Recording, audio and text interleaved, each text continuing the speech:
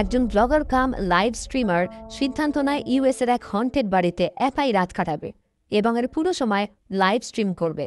1880 সালের ওই বাড়িতে ঢুকল তো বটে, কিন্তু এরপর কি হলো? তো এই রহস্য জানতে হলে দেখতে থাকুন শার্ডার অরিজিনালসে মুক্তি পাওয়া 2022-এর মুভি ডেথ স্ট্রিম।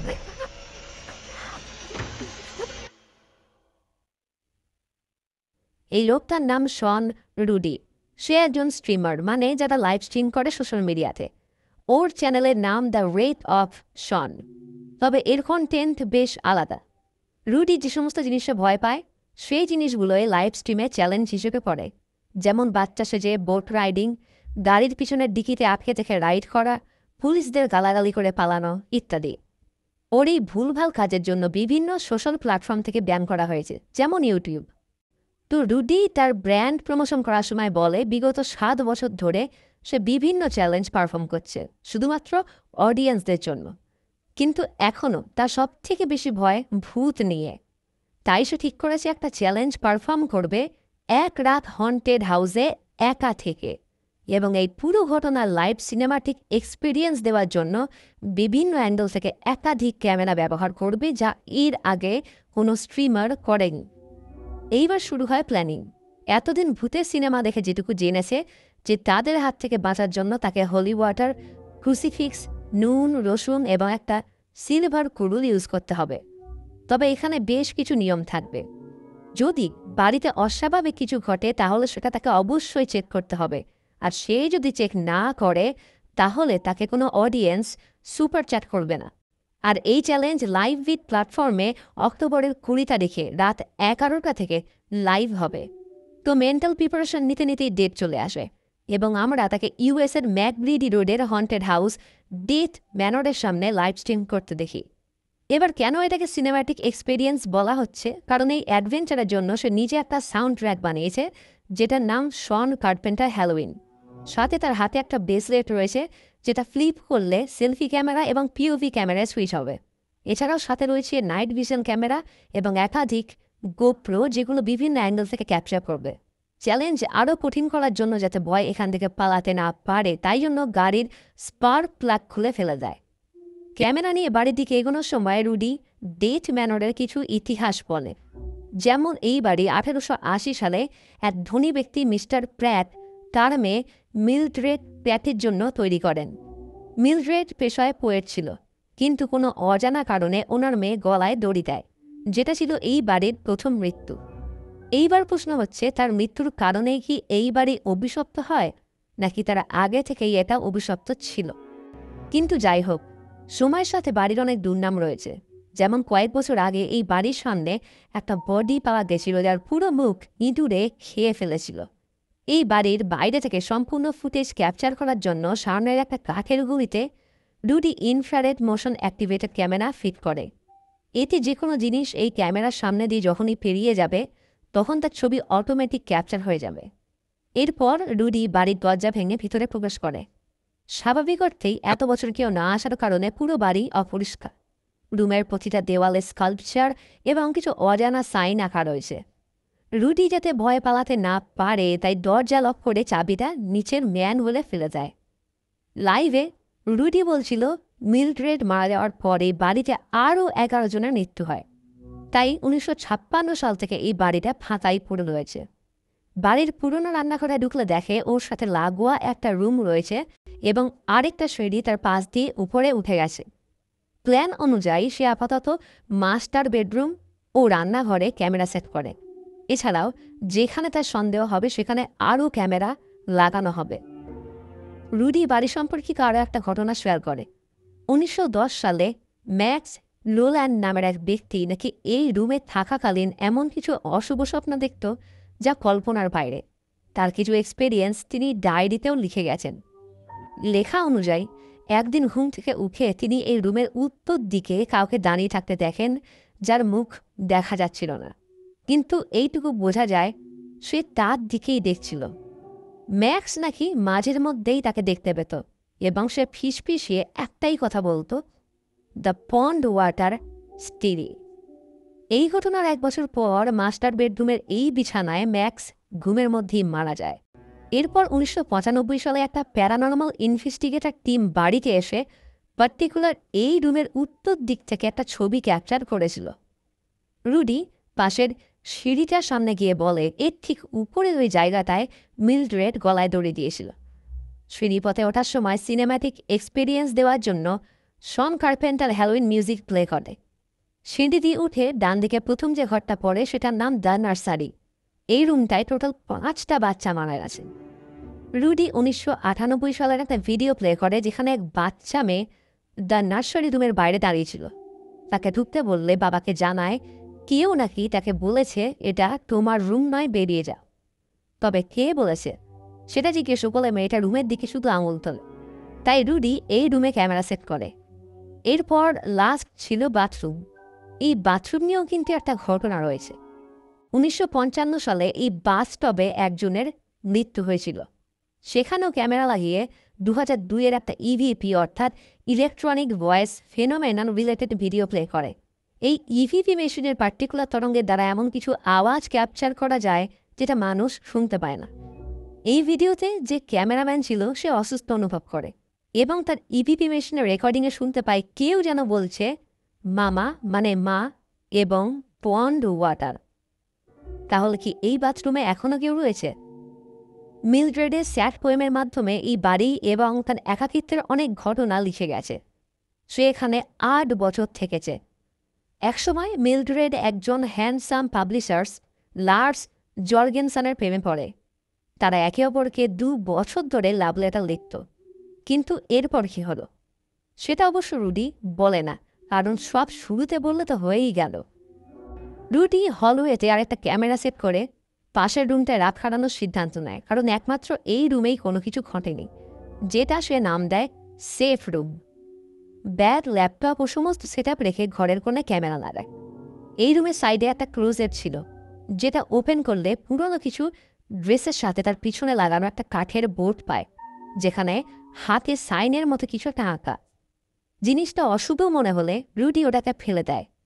এরপর কমেন্ট করতে বসলে দেখে সুপার চ্যাট বেড়েই চলেছে। সবাই তাকে বাড়িটা এক্সপ্লোর করতে এবং আত্মাদের ডাকতে বলছে, আর সাথে শুনতে চায় মিলড্রেডের ঘটনা। রুডি আগে থেকেই সব প্ল্যান করে রেখেছিল, তাই অডিয়েন্স ডিমান্ডে সিয়ন্স পারফর্ম করতে রাজি হয়। কিন্তু কোন রুমে করবে সেটা ঠিক করবে সে নিজেই। এইবার শুরু হয় মিলড্রেডের কাহিনী। তো ওরা ২ বছর একে অপরকে লাভ লেটার লেখার পর লার্স তাকে বিয়ের প্রস্তাব দিয়ে তার সাথে বস্টন শিফট করতে বলে। মিলড্রেড এতে রাজিও হয়, কিন্তু শিফট করার ঠিক ২ দিন আগে অপ্রত্যাশিতভাবে লার্স মারা যায় এবং ঠিক এর পরের দিন হলওয়ে আর সিঁড়ির ঠিক ওই জায়গাটায় মিলড্রেড গলায় দড়ি দেয়। সবাই বলে এই বাড়িতে নাকি যারা মারা গেছে তাদের আত্মা এইখানেই আটকে রয়েছে এবং তারা কোনোদিন মুক্তি পায়নি, কারণ মিলড্রেড তাদের আত্মা আটকে রেখেছে ফ্যামিলি তৈরি করার জন্য, যেটা সে জীবদ্দশায় কোনোদিনও পূর্ণ করতে পারেনি। রুডি নার্সারি রুমের বিছানার তলায় ঘাটাঘাটি করে একটা পুতুল পায়। সেটাকে পাশের চেয়ারে বসে উদ্দেশ্য করে বলে এই বাড়িতে যে সমস্ত আত্মা রয়েছে তাদের মধ্যে কারোর হয়তো এই পুতুলটা ছিল। আমি তাকে এখানে আসার আহ্বান জানাচ্ছি।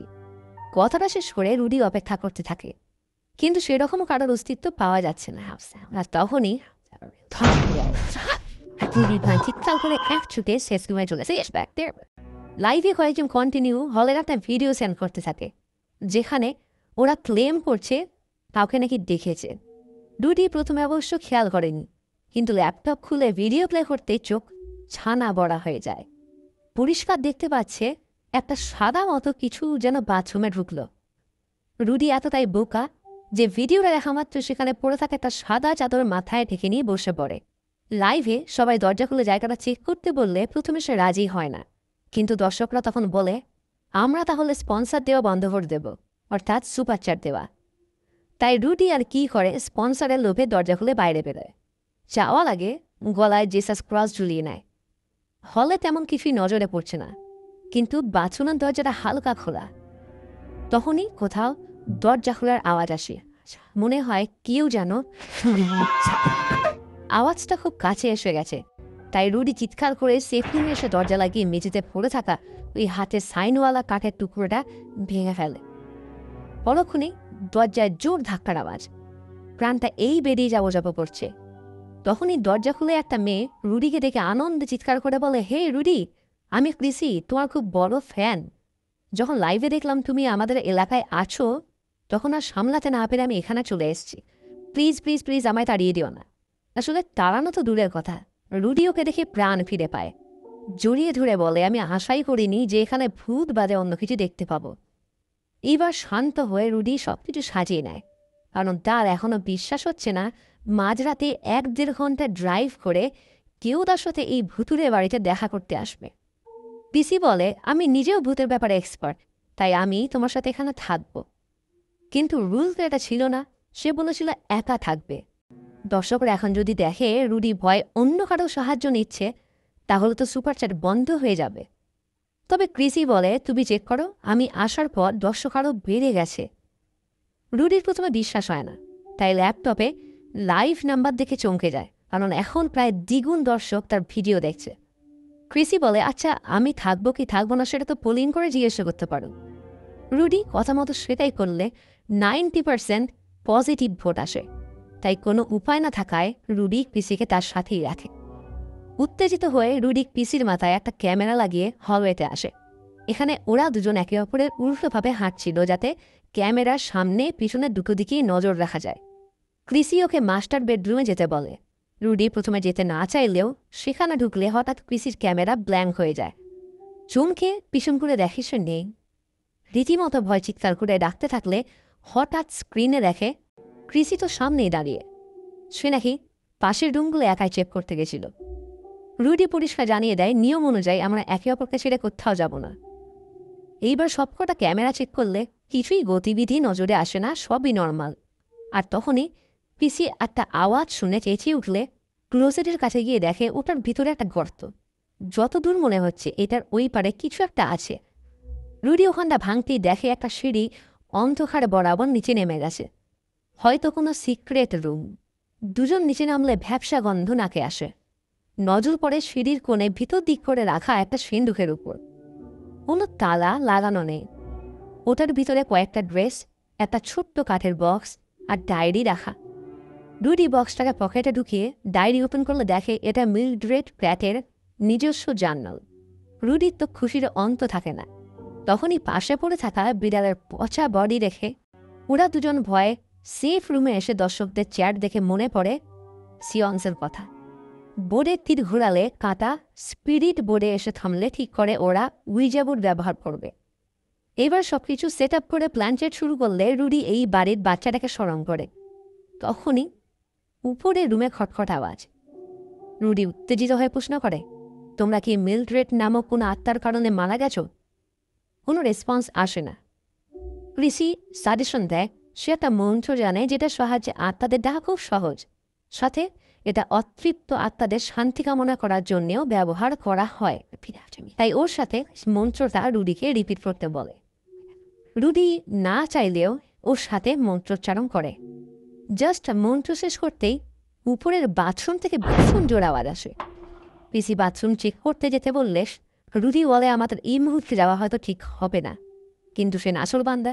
এমনকি একটা সময় ক্রিসিকে একা গিয়েই চেক করতে বলে সবাই কমেন্ট করে, ক্রিসি তোমার থেকে অনেক বেশি সাহসী।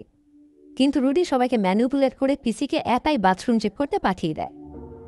ওর কপালে যেহেতু ক্যামেরা লাগানো, তাই রুডি সেফ রুমে বসে ট্যাবের মাধ্যমে ওর উপর নজর রাখছিল।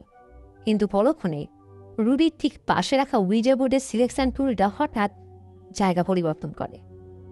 কি হলো ব্যাপারটা বুঝে ওঠার আগে ট্যাব চেক করতে গিয়ে দেখে সব ক্যামেরা বাদে শুধুমাত্র পিসির ক্যামেরাটাই কাজ করছে না। প্রচণ্ড ভয় তাকে খুঁজতে গেলে বাথরুমের ঠিক পাশের রুম থেকে ক্রিসি বেরিয়ে এসে রুডিকে চিনতে। এতক্ষণ এসে প্রচণ্ড রেগে যায়, কারণ শুরু থেকে ক্রিসি বড্ড অদ্ভুত বিহেভ করছে। সে কি আদৌ তার ফ্যান? এমনকি মাঝের মধ্যে এমন এক জায়গায় লুকিয়ে পড়ছে যেন এই বাড়ি তার বহু দিনের চেনা। হঠাৎ প্রশ্ন জাগে, সে এইখানে ঢুকলোই বা কী করে, কারণ সদর দরজায় তো তালা লাগানো। ক্রিসি বলে ও জানলা টপকে ঢুকেছে, কিন্তু রুডি কিছুতেই বিশ্বাস করে না। এমনকি তাকে এই ঘর ছেড়ে বেরিয়ে যেতে বলে, কারণ সে একা সেফ রুমে বাচ্চাদের জন্য এক্সরসিজম করবে, আর যদি দরকার পড়ে গুগল তো আছেই। কথাটা শুনে পিসি কেমন যেন চুপ করে যায়, আর পরক্ষণে অদ্ভুতভাবে হেসে এক ঝটকায় রুডি দুটো ঝাঁপিয়ে পড়ে গলার সাইডটা কামড়ে ছিঁড়ে নেয়। প্রচণ্ড যন্ত্রণায় ছটফট করতে করতে পাশের দেওয়াল থেকে বেরিয়ে থাকা কাঠের টুকরো রুডি গলা লক্ষ্য করে ঢুকিয়ে দিলে ঘটনাস্থলে ক্রিসি মারা যায়। রুডি পুরোপুরি হতভম্ব, কারণ পুরো ঘটনা লাইভে ঘটেছে। তাই দর্শকদের পুলিশ ডাকতে বলে সবার কাছে ক্ষমা চেয়ে বাইরে আসতেই চমকে যায়, কারণ সেখানে ক্রিসির বডি নেই। কিন্তু এটা কী করে হলো? ওর নাম ধরে ডাকলে কোনো উত্তর আসে না, আর তখনই উপর থেকে হিংস্র গর্জনের সাথে আওয়াজ। ভয়ে এক ছুটে সেফ রুমে ঢুকে দরজা বন্ধ করে ট্যাপ চেক করে যা দেখল, রুডি একেবারে হতভম্ব, কারণ ক্যামেরায় দেখা যাচ্ছে হলওয়ের ঠিক কোণে দড়িতে ঝুলছে মিলড্রেডের লাশ। ততক্ষণে লাইভে সবাই দেখা পালাতে বলছে, কিন্তু পালাবে কি করে? যেখানে লাশটা ঝুলছে ওটার সামনেই তো সিঁড়ি। ইতিমধ্যে একটা বাচ্চা ছেলের ভিডিও কমেন্টে আসে, যেটা এসে বলে ক্লোজেটের মধ্যে হাতে চিহ্ন আঁকা যে কাঠের বোর্ডটা ছিল ওটাকে হামসা বলে। প্রাচীন ইহুদি, মুসলিম, খ্রিস্টিয়ান এবং পিজান্সরা এটাকে নেগেটিভ শক্তি দূরে রাখার জন্য ব্যবহার করত, কিন্তু তুমি ওটাকে না জেনেই ভেঙে দিয়েছ। কথাটা শুনতে রুডির ভেতরটা শুকিয়ে যায়, কারণ হামসা এই সেফ রুমে ছিল বলেই এখানে এতদিন কিছু হয়নি। কিন্তু তারা বোকামির জন্য মিলড্রেড এখনো মুক্ত। রুডি ভয় সাহায্যের জন্য চিৎকার করতে থাকে, কিন্তু তাকে শোনার মতো কেউ নেই। এখন একটাই উপায় রয়েছে, যদি সিঁড়ি থেকে নেমে পালানো যায়, কিন্তু সামনে ঝুলছে মিলড্রেডের দেহ। তবে ওটা কিন্তু সে একমাত্র ইনফ্রারেড ক্যামেরার সাহায্যেই দেখতে পাচ্ছে, নর্মাল চোখে নয়।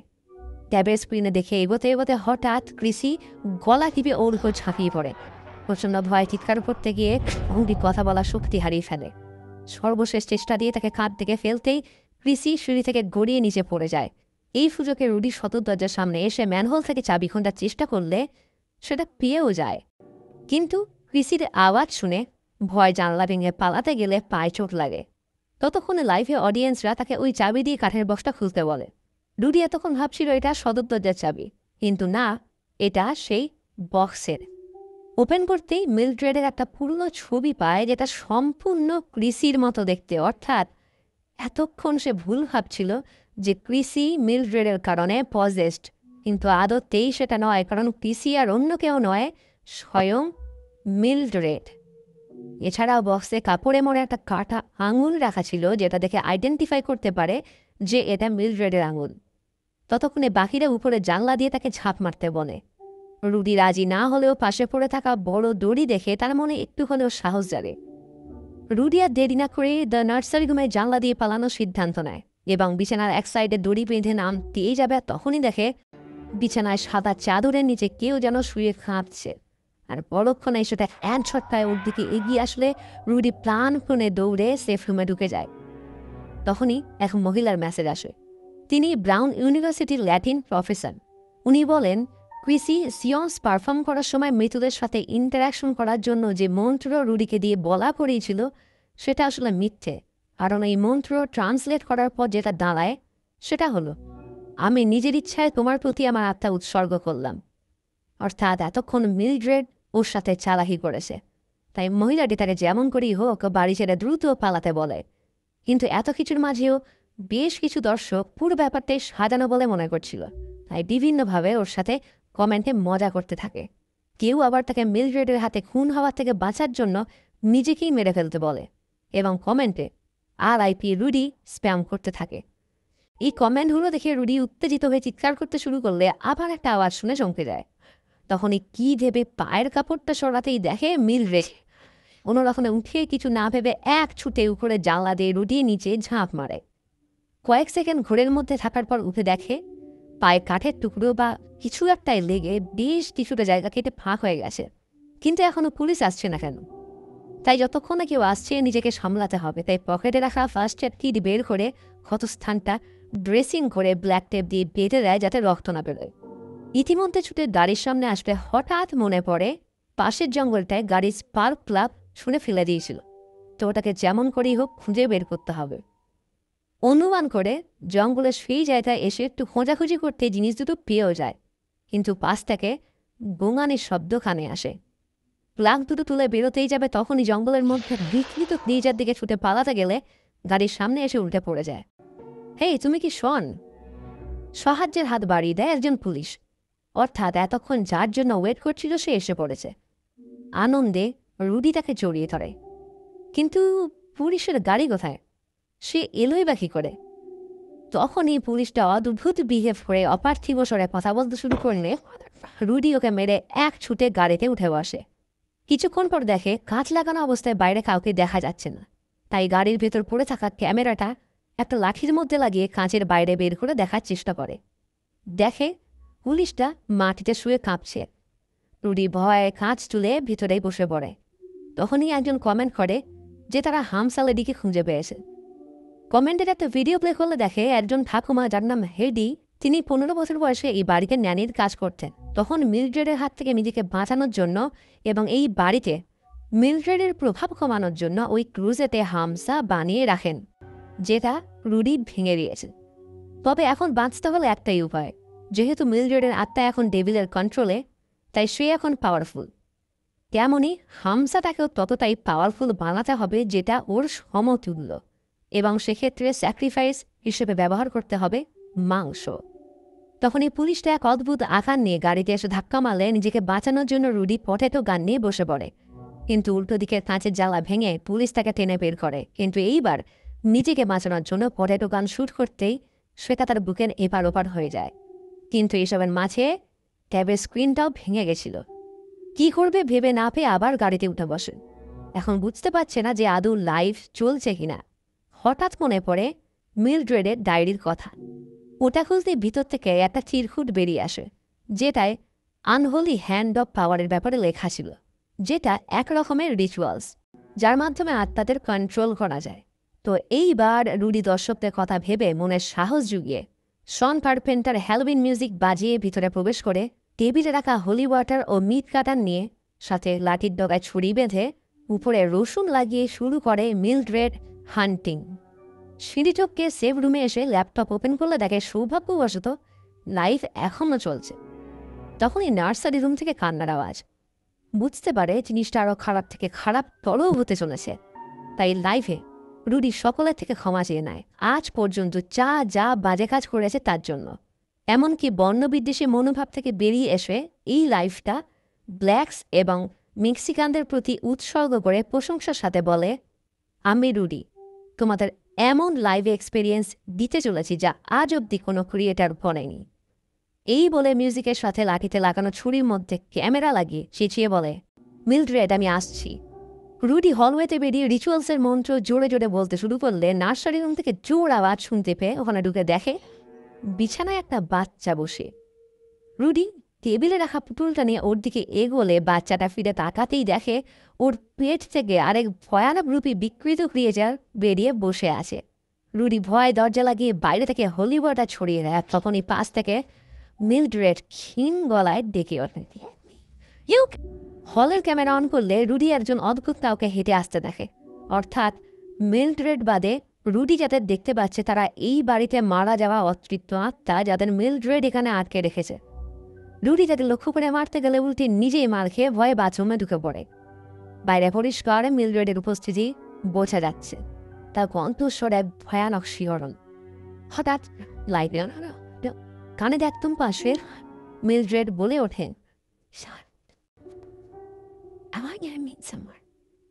যখন লাইট এলো দেখা যায় রুডির চোখ দুটো সাদা আর সে বাথটাবে বসে আছে। তখনই মিলড্রেড ওর মাথা ধরে জলে ডুবিয়ে দুটো থাপ্পড় মারতে চোখ দুটো নর্মাল হয়ে যায়। আর ইতিমধ্যে জলের ভেতর থেকে উঠে আসে আর এক ভয়ানক আত্মা। রুডি নিজেকে বাঁচানোর জন্য হোলি ওয়াটারে সিরিঞ্জ ওর চোখে ঢুকিয়ে দিতেই হঠাৎ মাথাটা ফেটে গেলে গোটা শরীরে হলুদ তরল ছড়িয়ে পড়ে। নিজেকে সামলে বাইরে আসতেই উপর থেকে মিলড্রেড ঝাঁপিয়ে যায়। দুজনের মধ্যে শুধু হাত ধস্তাধস্তি। শনের মাথা দেওয়ালে ঠুকে ঠুকে প্রাণ ওষ্ঠাগত। অবশেষে মিট কাটারটা মিলড্রেডের মাথায় ঢুকিয়ে দিলেই সব শান্ত। এই সুযোগ পালানোর। কিন্তু এত কিছুর পরেও মিলড্রেড উঠিয়ে সেফ রুমে ঢুকতেই শন ট্রিক করে পিছন দিয়ে তাকে অ্যাটাক করে মেঝেতে আঁকা হামসার মধ্যে এনে বেঁধে রিচুয়াল শুরু করলে কোনো লাভ হয় না। মিলড্রেড একের পর এক ঘুষি মেরে ওকে কাবু করে ফেলে। এইসবের মাঝে ওর মুখে লাগানো ব্ল্যাক টেপ ছিঁড়ে দিতেই মিলড্রেডের রূপ আরও ভয়ঙ্কর হয়ে ওঠে। ওকে কোনো রকমের সরিয়ে পালাতে গেলে দুজনের সিঁড়ি থেকে গড়িয়ে নিচে পড়ে যায়। হয়তো এটাই শেষ, বাঁচার আর আশা নেই। রুডি লাইভে সবাইকে থ্যাংক ইউ জানিয়ে ট্যাবটা বুকের মধ্যে জড়িয়ে ধরে। কিন্তু এর মাঝেও অনেকে এইসব দেখে মজা পাচ্ছে, আবার কারোর মতে সব কিছু ফেক। তখনই নজর পড়ে মিলড্রেডের সেই কাটা আঙুলটার দিকে। মনে পড়ে যায় বইতে লেখা ছিল ফ্লেশ স্যাক্রিফাইসের কথা। তাহলে এটাই কি সেই মাংস? রুডি ভালোভাবে কিছু দেখতে পাচ্ছে না, চোখ দুটো যেন বন্ধ হয়ে আসছে।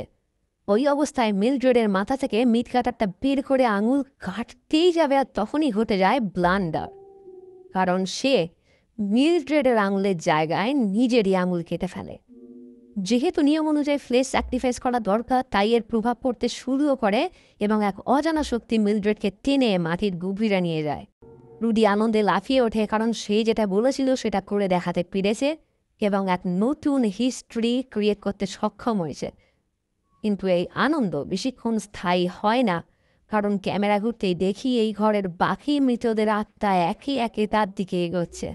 কেননা মিলড্রেড মারা যাওয়ার পর এখন সবাই মুক্ত আর পিছন ঘুরতে। তো বন্ধুরা, তোমাদের সাথেও কোনো বাড়িতে ঘুরতে গিয়ে এমন এক্সপিরিয়েন্স হয়েছে? কমেন্টে হ্যাঁ অথবা না লিখে জানাও।